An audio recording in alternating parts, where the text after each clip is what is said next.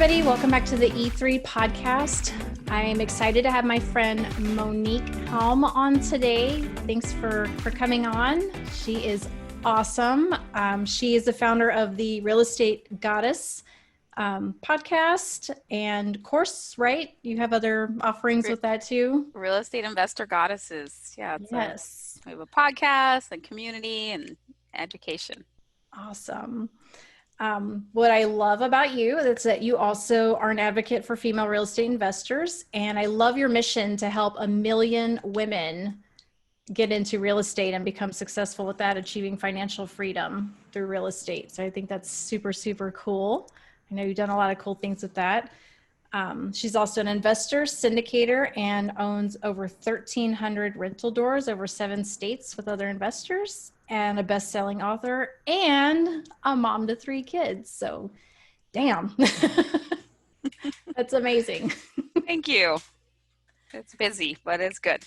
Yeah. So, want to kind of take a little different turn with the episode this time, and really kind of talk about mindset. And I really admire you and what you're doing, and just kind of talk about kind of how you got to this point of success in your life, and the journey and kind of what that looks like. So just to kind of jump in, we were talking earlier about like fear with women, and this fear that some women have, especially getting started in business, this afraid to take the risk, like there's so many women that I talk to, and you probably talk to also, that they want to get into real estate, they want to start their own business, they want to have financial freedom, but there seems like there's just always something holding them back. Like it's a fear or a need for permission or validation or something. Maybe what can you say about that for women who may be in that situation where they want to start their own business, they want to take that leap, but there's this fear there to overcome? Sure. Well, first, understand that fears are normal. So I talk to women all the time who are interested in joining our Wealthy Goddess program or in wanting to invest. And I always, first we talk about what's their vision, where do they want to be, and then say, well, what's holding you back? What's in the way between where you are and where you want to be, internally or externally? And as always, some flavor of fear and lack of confidence. And sometimes it's that I just don't know what to do if I knew the steps, but usually there's a fear that they're going to trust the wrong person. There's a fear that they're going to fail. Sometimes there's a fear that they're going to succeed. And what's that going to mean? Is it going to be too much time, or they're not going to be able to take care of their families the way they want to? Especially going into business. I know a lot of women, we're attracted to being our own bosses, having our own businesses, because we think it's going to give us freedom. And then, and especially at the beginning, and until you really build a business that works largely without you, it is not that, right? It does take a lot of time. And there's that fear there that, oh, does that make me a bad mom, spouse? And can I do this? And will I be successful? So all of these fears come up, and they're very, very normal. And in our program, we spend a lot of time helping to overcome those fears, because they're going to be there, but you learn to make friends with your fear. You learn to, I use fear as my guidepost. I use fear because what you want is actually on the other side of your fear. Very true. Very true. A lot of people don't want to leave their comfort zone, but nothing you want is in your comfort zone. And your fear is a signpost. And so as opposed to looking at it as a stop sign, you can look at it as a this way, like a this way sign. And then you just have to get into the bravery of like, and you don't have to leap into the what scares you, but you can start to tiptoe into it, taking plans to mitigate risks and figure out how do you do this in a smart way. You don't have to jump off the cliff, but you know, you had the parachute and you have, you know, you figure out how to Yep. do this safely, and you find the create a net in the bottom, and you figure out a way to do it. Then what you want is on the other side of that fear. So you learn to befriend it. You learn Hmm. to go, okay, all right, I see you, and I want what's right behind you, so I'm going to go for it anyway. And a lot of that is part of the process. Yeah. So it's like making fear your friend, right? Yeah, You know, and I think maybe too, do you think, I guess maybe there's something to also like examining that fear, right? And then figuring out like where's that coming from? You know, why do I feel this way? Why do I feel afraid? And what are the things that I can control that might help offset that? You know, yeah, like what's the worst thing that could happen, right? If, you know, if this goes bad, you know. and sometimes your fear is, it's not to say that you just run through it. You can be prudent, right? It's figuring out like the path between recklessness and prudence, but going towards that fear is really powerful. And there's something else that I learned. I can't remember where, I think I got it from The Big Leap by Gay Hendricks. But he talks about that that fear is really excitement without breath. So Oh. you start to hold your breath and you tense and then you get fearful. But when you start to breathe, that fear turns into excitement. They're actually they're the flip sides of the same coin. Fear is thinking about the future and imagining a negative outcome. Mm-hmm. Excitement is thinking about the future and expecting a positive outcome. They're really both imagination exercises. Just one is like imagining the worst, and the other one imagines the best or a good outcome. So just know that you can control what you're imagining, I like and that. it helps to breathe. So you breathe into it, and instead of going, okay, that's the worst that could happen, and that makes me afraid. But what if, you know, what would it look like if a positive outcome happened? And then you get excited, Yeah. and you can still think about, like, sometimes your fear is also going, all right, well, like, how can we be a little more careful in this? And it's like, okay, I can do this anyway, but how can I do it in a way where I mitigate the risks, where I mitigate the downsides?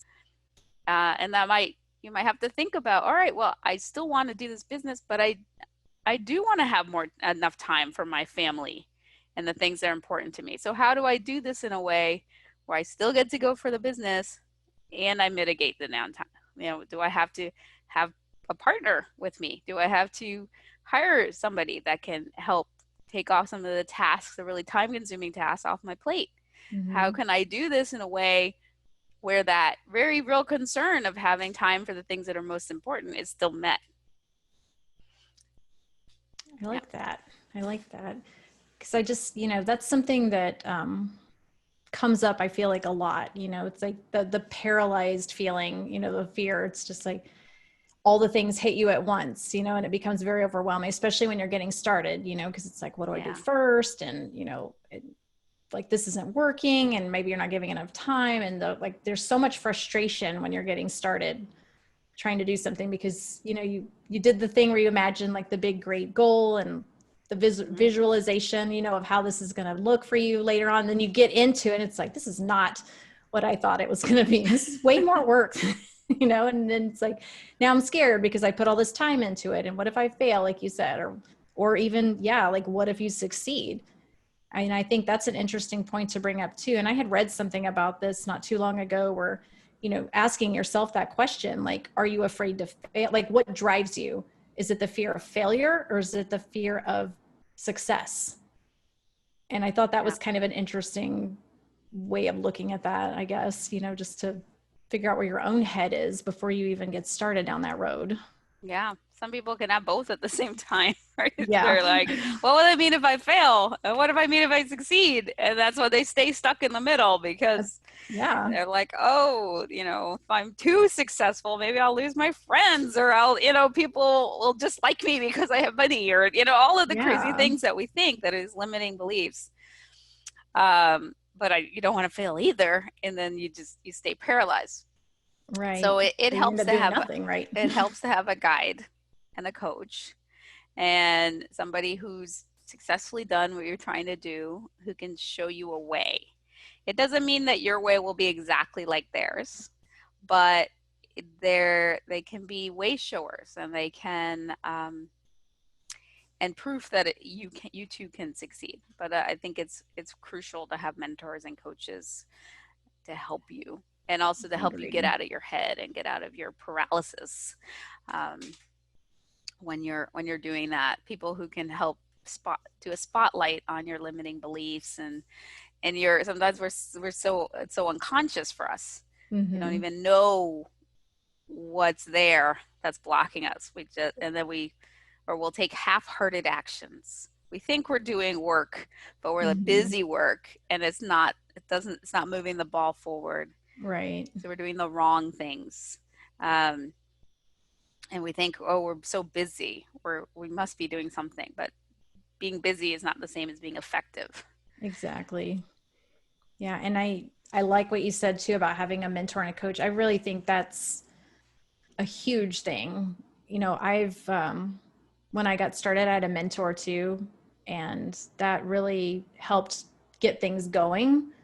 Having that mentor there, like he didn't do things for us. It was up to us. We did, our perspective, the way we approach mentoring, was we're going to self-educate ourselves as much as possible. And then, the mentor is just there to guide you, to ask you the right questions, to provide the benefit of the experience that they have so that you don't make the same mistakes, or to teach you, like if you're going to do something, well, this is why, like I did that before and this didn't work out and this is why, and kind of to teach you in that way, just based on experience, not like you need to do 1, 2, 3, 4, 5, it doesn't Yeah, always work that way.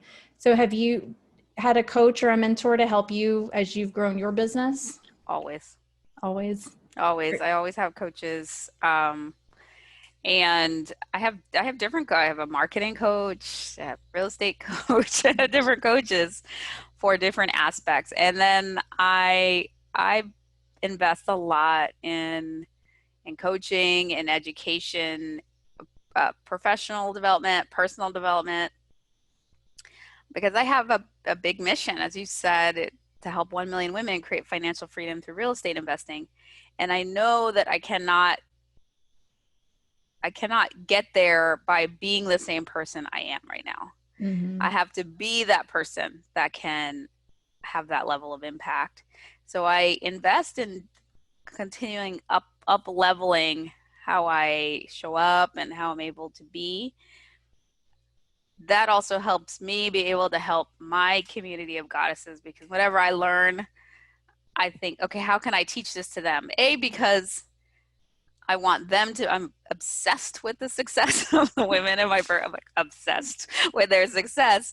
I love that. But also I know that when I teach it, I learn it better, Mm-hmm. right? When you get it and really deeply, when you're able to teach it to somebody else. So every time I spend a lot of time, I go to a lot of trainings and conferences. Even now I'm at virtual events all the time, and always learning. And I go, okay, how can I, what piece of this can I take back? And so I can give them a new distinction and a new learning that will take them to the next level. So I'm always getting coached and mentored and educated for myself, plus the people I serve. Um, and that, yeah, and that, I think it kind of, it's it it's a virtuous cycle that helps everybody. Yeah. I think that money that you spend on your own growth and development is never money wasted. You know, you will always learn something, even if it's, a crappy program or something, you're going to get something out of it, Yeah, or maybe you learn another lesson. Like, don't use that thing again, or you know, I don't know.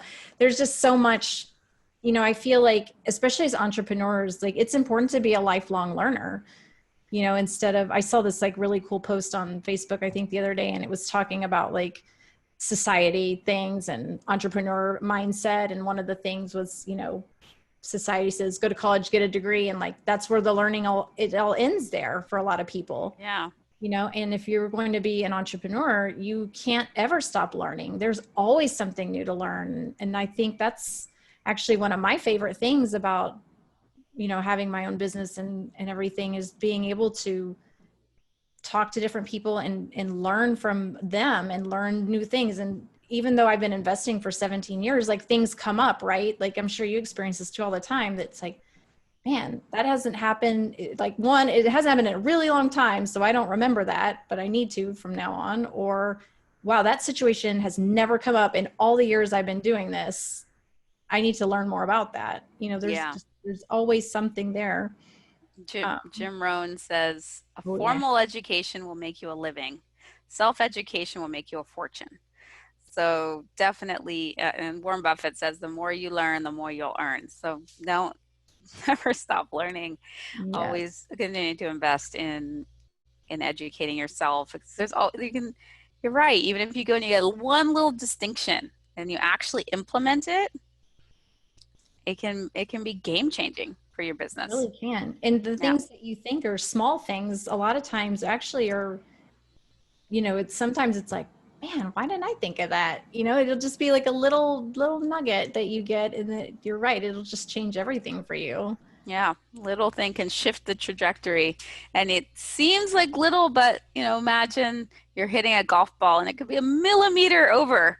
And then it goes, but over time, it goes miles in the other direction, right? Hmm. So those little distinctions can make such a huge difference. For sure. Something else I just want to highlight that you said, because I think it's important to throw out again, just so that people think about this, is like, who do you have to become, right, in order to be able to be this person that you want to be? You know, Yeah. you're growing, you want to start this business, and you already have the plan for it and everything, but you know, if you're a lazy butt that's going to sit there and just, you know, learn stuff but not ever do anything, never take action, just stay paralyzed, or just, you know, keep shifting all the time, different things, and never make any progress, like you're going to have to change something about yourself in order to fulfill that vision that you have. So like, kind of figuring out like what that looks like, I think that's important, because sometimes there are things that you do have to change about yourself. You Yeah. know, you've got to self motivate, you've got to hold yourself accountable. You know, when you own your own business, who holds you accountable? You know. One of my mentors said to me, or said yesterday, you you don't get what you want, you get what you are. And because in our minds, right, our brains are really powerful and will attract what we say. So if you are wanting something, I want more client, I want this, then your brain will keep you wanting that, because that's who you are. You are somebody wanting more of that or wanting that. Mhm. But when it becomes to the point of your identity, um, you are that, then it your brain will create it, so you are that. So it's really important to focus on being who you are becoming. Like whatever it is that you want, it's like, who is that person that has that lives that? Mhm. How does that person show up? How is who is that, you know that the person with the very successful business, the large real estate portfolio, the body you want, the healthy person you want to be. How is that? What is that person? How is that person being?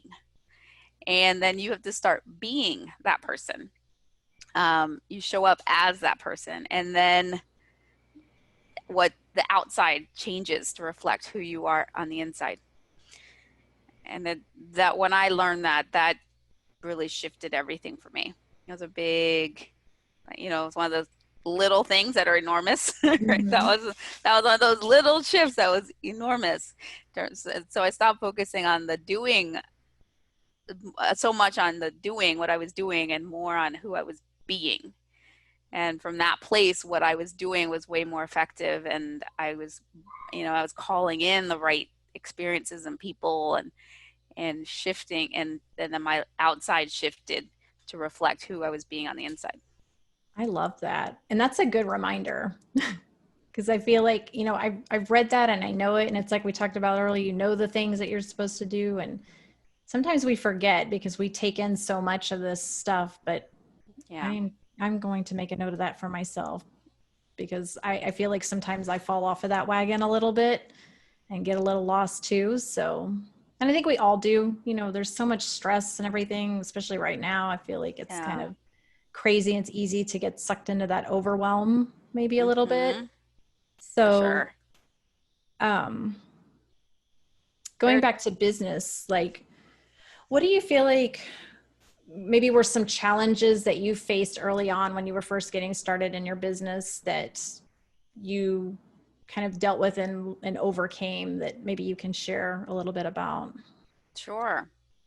One of the biggest challenges that I had was with sales, right? Mm. I love doing the stuff of having the website and doing the social, right? Like all of that, the market, that stuff, that was a lot of busy stuff. Mhm. Some of it makes a difference over time, but really what matters is sales.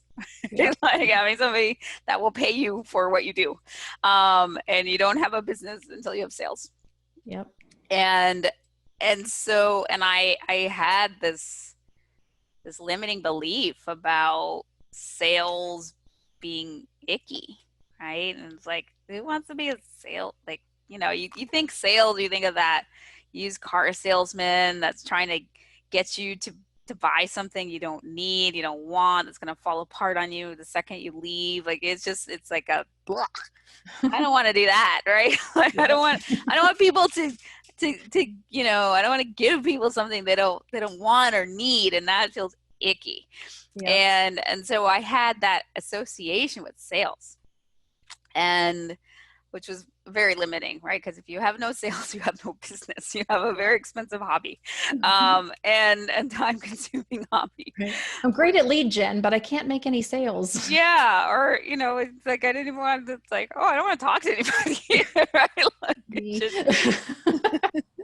and and what really helped shift that for me, and then there was also like, if I was asking for a sale, and I didn't think that what I was offering was icky. I thought what I was offering was helpful, but it was like, well, what? It's that I'm asking them to give me money, right? It's like it was really about me. Mhm. And I was like, well, why would they want to give me money? I don't ask them for money. Like that felt, again, it was like, yeah, icky. Yep. And what helped shift that for me was real. And then I realized, first I was like, what is the main thing? I was thinking, I was like, what is the main thing in my business, the main skill I have to shift that'll make the biggest difference? And I realized was sales, Mhm. because that was not happening, and no sales, no business. Right. It doesn't work. And so I went to go figure it out, and I did a training, and the main thing I got out of it was that it was not about me at all. It was really about the other person. It's never, ever, ever, ever about you. It was never about me. It was really, okay, shifting to being a problem solver for somebody and listening very deeply to where they are, what they want, where they're challenged, and seeing if what I have to offer could be a fit to help them get to where they want, help them deal with where they're challenged. And then not being attached to whether or not they moved forward with this potential solution I was offering, because it wasn't about me, it was about them, Mhm. and making sure it was a fit. And for some people, it may not be a fit. It's kind of like, if you go to a store, right, you see these gorgeous shoes, right? Beautiful shoes, amazing. They are, and they're like 75% off. Like they're beautiful and they're so cheap. They're amazing. But if they're two sizes too small, you are not buying those shoes, right?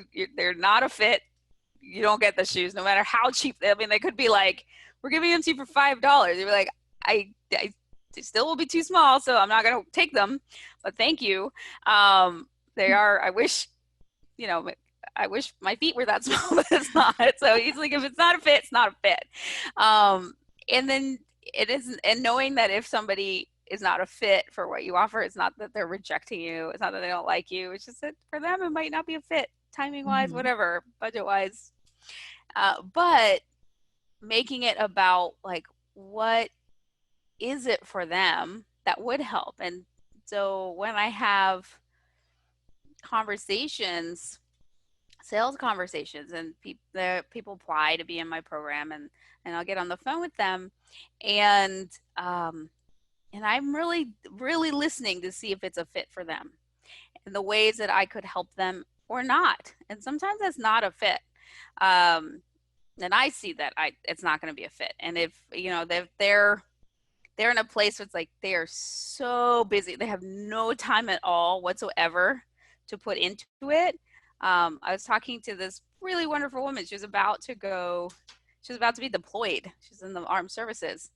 And I was like, well, what is the timing going to be? Like, are you going to have time? And she's going to be in the Middle East. Like, what's the time? Like, is it, is this going to work for you right Mm-hmm. now? Because I want to make sure that if you do this, you're successful. And in the end, it was like, I would love to support. I don't think that you're going to be able to do this with the timing. So Yeah. here's something else we can do that'll help you. And then when you're back, then we're here and available. But until you're in that place, like this isn't, I can't, I know, I don't want to, you to invest if you're not gonna be able to do it. So I'm Right. always, but because it's about that other person. How can you help them to be successful? But when I shifted again from making it about me and they're paying me and it's about me and they're like, it's not about me, it's about them and how can I be of service to them, and will this be of value to them? And it's like, what's like making it all about them? Then it was easy. Then it was so easy and fun and empowering for me and for the person I'm talking to, because I'm really listening to them and I'm really trying to solve their problem. I'm Mm-hmm. here for it. And if it's through what I offer, great. And if it's not, then it's like, what else? Like, what would help you right now? Maybe it's somebody else's thing, or um, some other way that you might be um, supported. And then just like, okay, like how can I help solve their problem, whether it's through me or somebody else. Right. And that feels really good, and that shifted sales. So now like I convert like 90%. Like really. Wow. That's awesome. And because and then I'm really careful about attracting the right people to me too. Mm-hmm. um and then I pray every morning, God, bring me the people that will most benefit from working with me. And then they come, and if it's not the right timing or budget, whatever, then it's like, okay, well, how can you be supported in this other way? And Nice. that, yeah, that was a big shift and made a huge difference in my business, and then how much pleasure I got from it too. I need to take that to the real estate side of things because that's always, I feel like that's a big struggle for a lot of people is sales. And I think, especially for women, we don't want to be pushy or, like I have trouble too asking for the close. Like if I don't really go on appointments anymore, but I do sometimes. And Mm-hmm. it's funny how, like before I would have a big issue with that.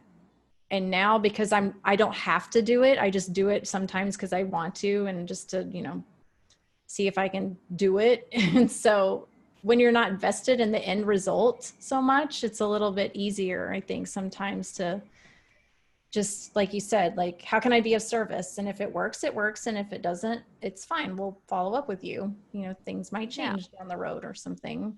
So I think that's a really great little nugget there, just shifting that perspective, Yeah. especially with sales. That's a Yeah, rough real one. estate. But it's not when you're just trying to think about like somebody becoming a problem solver, right? So if somebody's trying to sell up a house, right, or not, then usually if they're is that what the ones where you're closing? Like, what was the situation where you found it challenging to close?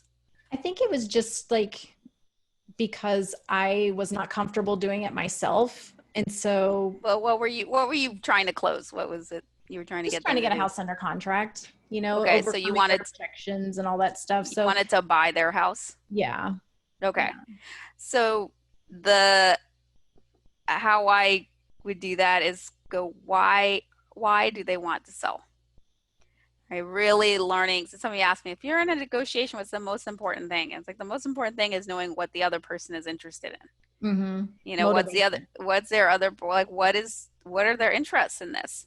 And yeah, why are they motivated? Why are they selling? Mm-hmm. You know, and because a lot of times we think that somebody is selling because they want the most money. And that's often not their motivation. It's Yep. not about the money. I remember we bought this apartment building. We got it for $50,000 less than the next offer because they were not just going after the most money. They wanted somebody they knew would close the deal, and they weren't as confident about the other buyer. Mm-hmm.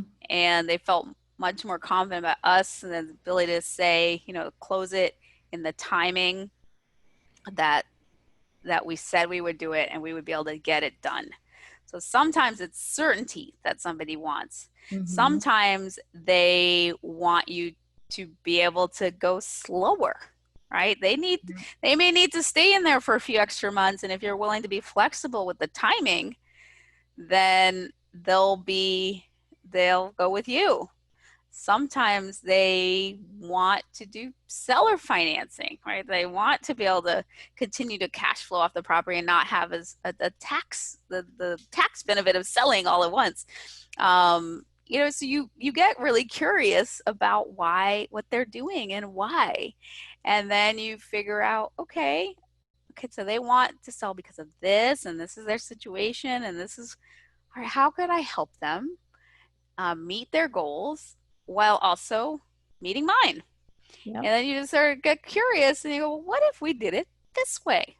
You know, what if we could, and then, you know, how about if we did it like this? Would that work for you? Mm-hmm. And would that solve your problems? And then they'll go, yeah, or no, I really, you know, and then you can, then you, but when you like switch from, it's about me to let's problem solve for this person, um, then it becomes kind of fun and easier.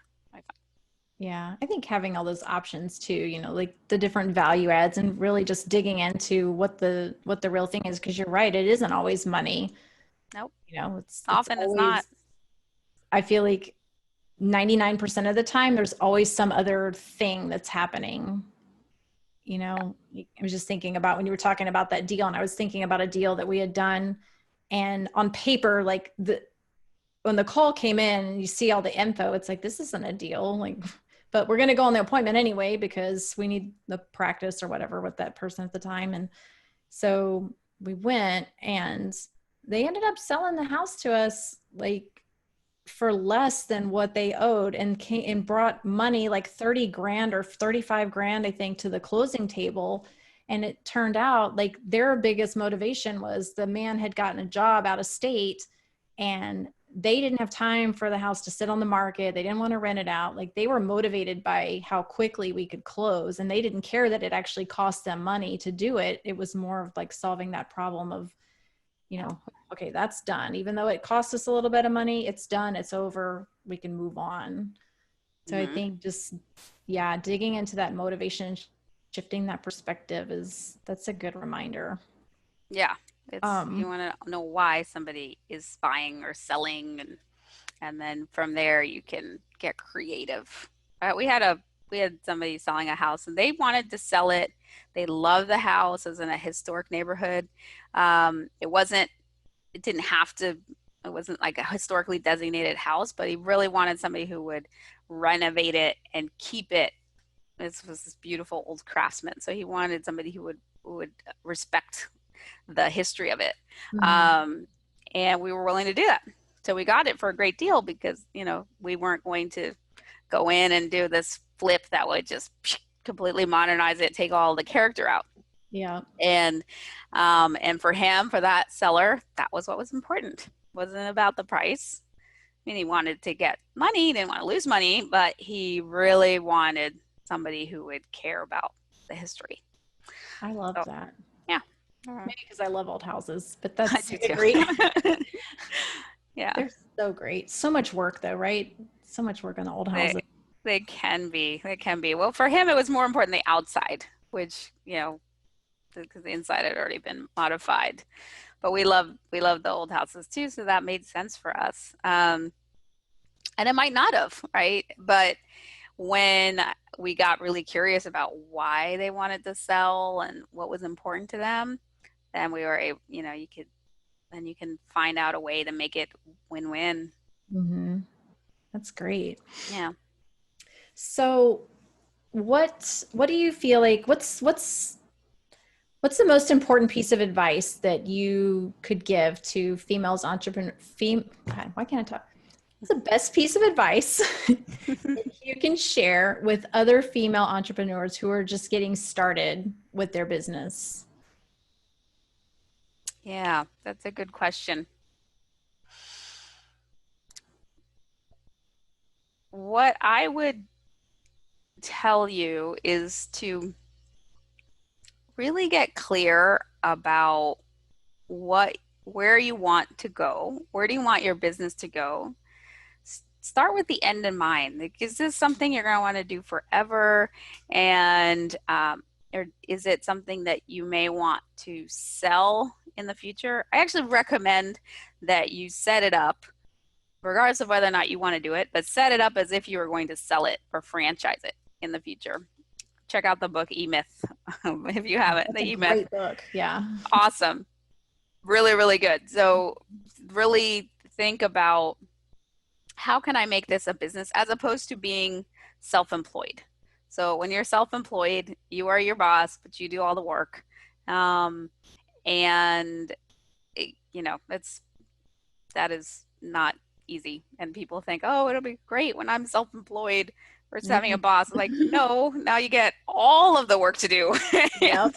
and, and so not only do you do the thing, but now you get to do the accounting and the admin and Yep. the reception. No You get breaks. you get to do all of it. It's a lot more work for about the same amount of money. So, or less sometimes. So don't, really think about not being self-employed, but creating a business. And a business, when you have a business, you could be in it if you want, but you don't have to be in it. It will work without you. Hmm. And that's ultimately where you want it to go. And when it will work without you, you can also be sold and it has a value that's separate from you.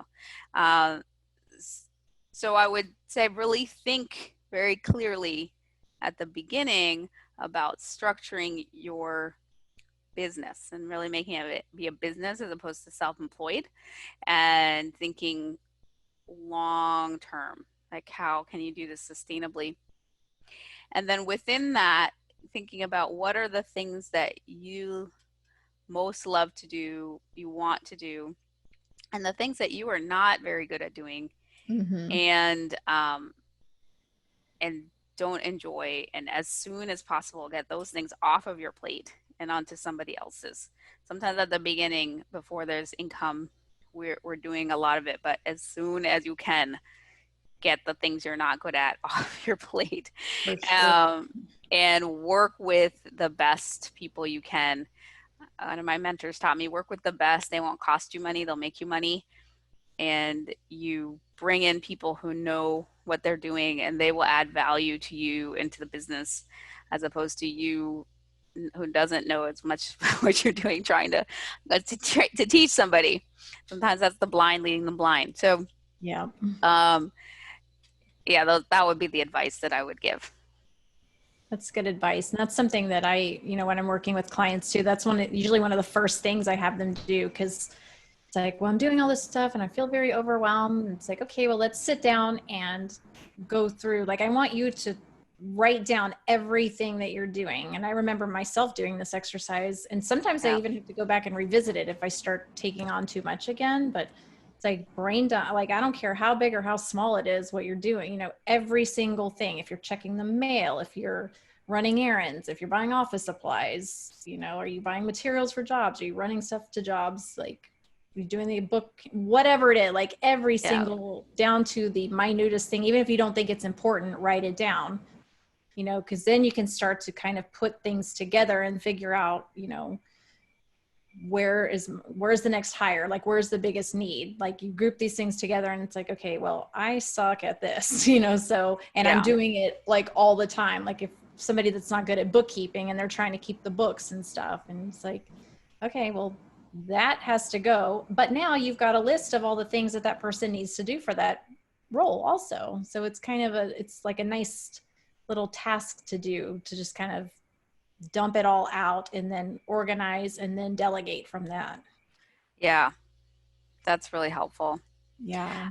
Another exercise from the ebook that's good is to create an org chart for the business that, as you know, right, there'll be admin, there'll be operations, marketing, and then the head, the CEO, and some thinking strategically.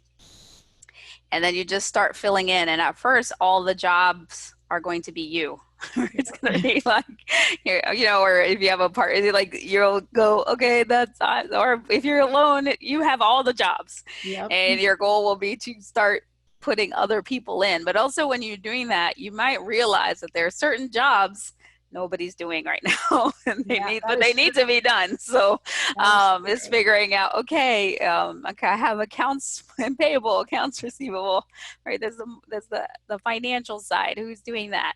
The marketing, sales, who's doing that? Then the operations, right? The deliverable on the business, and then admin. So, and then the strategy, the CEO, the top heads, like, where is this business going? And you want to look, because you don't want to just be working in your business. You need to work on your business so it's going in the right directions and you're thinking kind of big picture. So I found doing the org chart was so helpful for me. And when I first started, I worked with my husband. And before I did the org chart, I realized we were doing a lot of the same things. We were kind of one on top of another. Sometimes he'd do this, sometimes I'd do that. And we didn't have clear roles. After I did that, then it's like, oh, he's better at this. I'm going to put him, when we looked together, it's like, okay, you do this job, I'll do this job. And then over time, we've been putting people in to the other jobs, and especially getting the things off our plate that we're really not that great at, don't like the bookkeeping. Right. And so now we have our bookkeeper and our CPA, and we have he's helping, we have a virtual CFO, and so we have people we're looking at it, we're at the top, making sure we're looking at the numbers, we're seeing what's happening, but we don't have to do all the data entry and that very time consuming stuff, or the accounts payable, accounts receivable, invoicing. Other people are dealing with that. So that I would recommend too. For sure. And especially with spouses. Yeah, I think that's a great idea. I remember when we were working together, kind of doing something similar, and then almost exactly the same thing, realizing like there's so much stuff that's overlapping and we never really define the roles. And I think that happens a lot when spouses work together, because you just figure like, we're a team and we're going to do this. And then but there's no clarity around that either. It's like, you're kind of just doing what needs to be done at the time. And so everything just gets all mixed up together. And so I think clarity in business always is good. Yes. But especially working with spouses is very good. Imperative. Well, I think we're at time. Do you want to share where people can find you online so they can get in touch with you if they want to chat or have questions or? Sure. Best place is to go to my website, reigoddesses.com. You can connect with me there and find out about everything we offer. I'm also at REI Goddesses on all the socials. Awesome. Well, thank you so much, Monique. That was really fun and helpful and some good juicy nuggets out of that for myself even. Thanks for having me, Melissa. This was fun. Appreciate you.